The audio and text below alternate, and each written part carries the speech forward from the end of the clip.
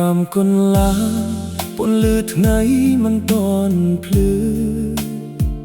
បងក្រៅពីដំណេកទៀនភ្លេងនៅងងុយ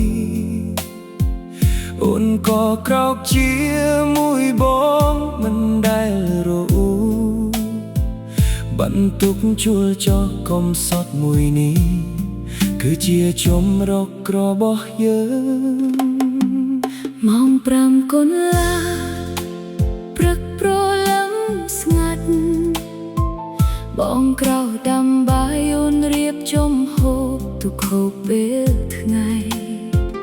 ត្រង់ម៉ោងសម្រាប់ពីការងារតែបេះដូងបងក៏ក្តៅព្រោះមាន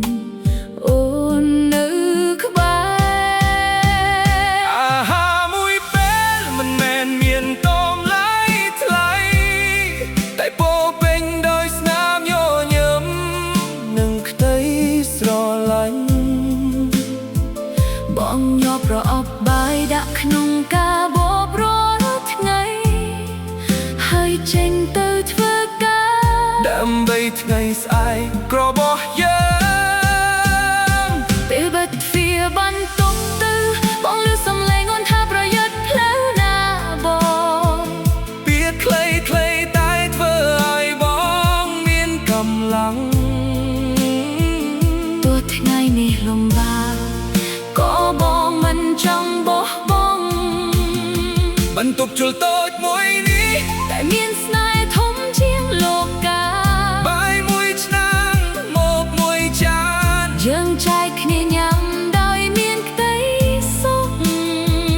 បងទៅធ្វើការអូននៅរងចាំ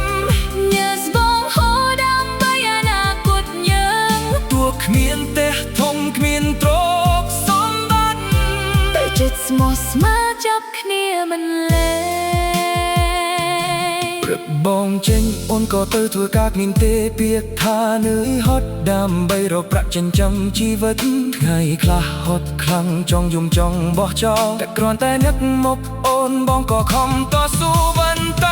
នេះត្រឡប់មកបន្ទប់ជួលដែរអូនសួរបងថាថ្ងៃនេះហត់ទេបងញញឹមហើយឆ្លើយថាមិនន័យទេទោះខ្លួនឯងនឿយហត់ក៏មិនចង់ឲ្យអូនព្រួយ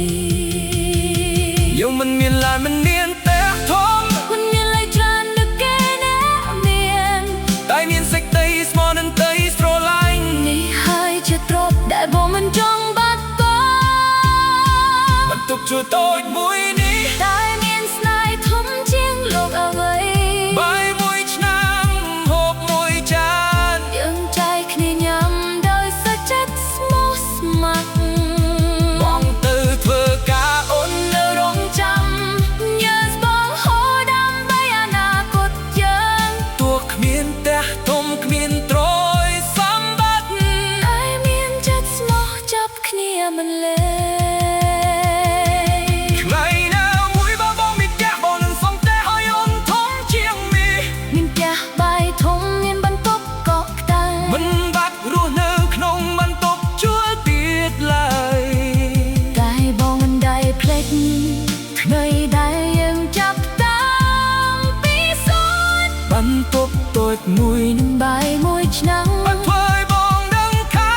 ស្នេហ៍បាត់មានន័យយ៉ាងណាបន្ទប់ជួលតូចមួយនេះជាសាក្សីនៃស្នេហ៍យើងរកព្រឹកក្រោកម៉ោង5 កន្លះទោះហត់ក៏យើងនៅតែញញឹមបងធ្វើការដើម្បីអូនតស៊ូដើម្បីបងថ្មីនេះយើងក្រមិនន័យទេសង្ឃឹមយើងនៅស្រឡាញ់គ្នាហើយជីវិតមានតែបន្ទប់ជួលបងក៏ព្រមរស់ជាមួយអូនទុកញ៉ាតែមានស្នេហ៍ហួតតូចប៉ុណ្ណាក៏ក្លុកទៅជាងវិឡាម៉ោង5 កន្លះថ្ងៃចាប់តាបងដើម្បីអូនធ្វើម្ហូបយើងចេញទៅធ្វើក្លាដូចរាល់ថ្ងៃដើម្បីសួរបន្ទន់មួយថ្ងៃណាមួយយើងនឹងមានផ្ទះជាបង